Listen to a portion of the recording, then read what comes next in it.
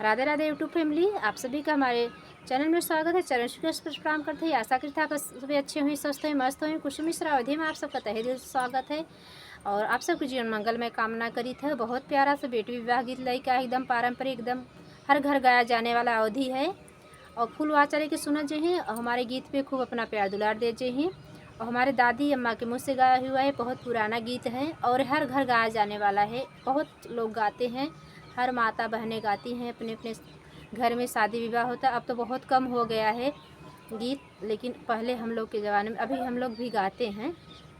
अभी हम अपने ननद के यहाँ शादी में जाएंगे तो आप लोग को तिलक गीत ज़रूर सुनाएंगे और कमेंट में आप लोग ज़रूर बताना। हमारे वीडियो पे से आप लोग बने रहिएगा, अपना प्यार दुलार हमारे चैनल पे से बनाए रखिएगा। लास्ट वीडियो तक आप लोग ज़रूर बने बहनी दीदी हमारे यूट्यूब फैमिली अपन प्यार दुलार दे कामना करा जे ही और इसे बढ़ाए रहा जे ही। इतना प्यार दुलार देख लिया, आप सबको तहे दिल से धन्यवाद। भगवान आप सबके हमेशा खुश रखे, स्वस्थ रखे, अपन कृपा इसे बनाए रखा जाए।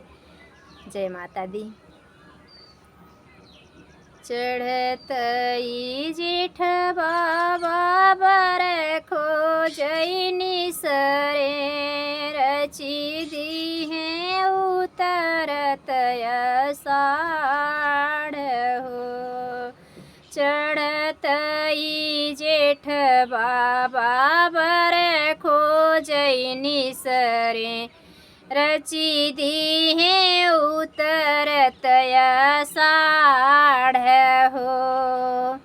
पूर्व पश्चिम के देशवा से उठली बदरिया पूर्व के जाई मेड़राई हो।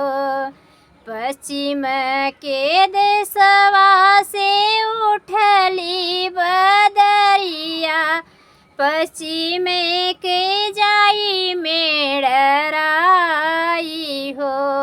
भीतरा से निसरीनी बेटी हो कवनी देई भैली डेवढ़िया के ठाड़ी हो। भीतरा से निसरीनी बेटी हो कवनी देई भैली डेवढ़िया के ठाड़ी हो। तनी एक बुनिया ने वारो बादरी बहिनी सेन्हुरा परैद सिर मांग हो। तनी एक बुनिया ने वार बादरी बहिनी सेन्हुरा परैद सिर मांग हो। जो है मैं जेठवा जो है ओ बई सखवा घुमरी के लगी गया साढ़ हो। जो है ओ मैं जेठवा जो है ओ बई सखवा घुमरी के लगी गया साढ़ हो। कैसे के बुनिया ने मारी मोरी बहिनी हमारो न खतनी रान हो। कैसे के बुनिया ने मारी मोरी बहिनी हमारो न खतनी रान हो। एतनी बचन सुने भैया कवने रामा नैना ललित होई जाई हो।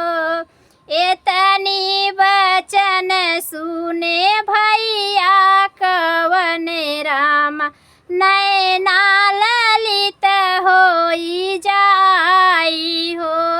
इतना यधिन कस बोलू मोरी बहिनी तोहरी चुनरिया बहिनी हमारी रूमलिया सेन्हुरा पर सिर मांग हो। तोहरी चुनरिया बहिनी हमारी रूमलिया सेन्हुरा पर